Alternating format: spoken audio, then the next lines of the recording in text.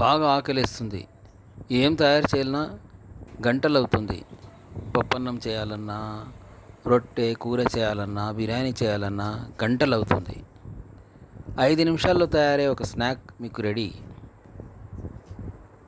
ఉల్లిగడ్డలు చిన్నగా తురుముకొని ఒక బౌల్లో వేసుకోండి. 4 పచ్చిమిర్చి కట్ చేసి అదే బౌల్లో వేసుకోండి. తర్వాత ఉప్పు కలిపేసి బాగా మెష్ చేయండి చేత్తో. తర్వాత కొత్తిమీర తురుముకొని కలపండి.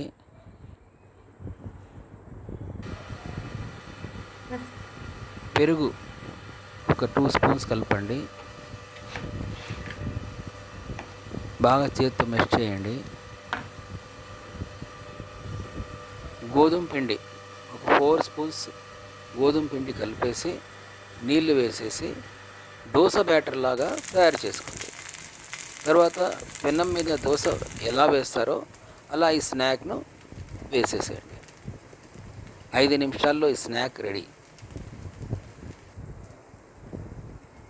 హాయిగా తినేయండి, హాయిగా నిద్రపోండి.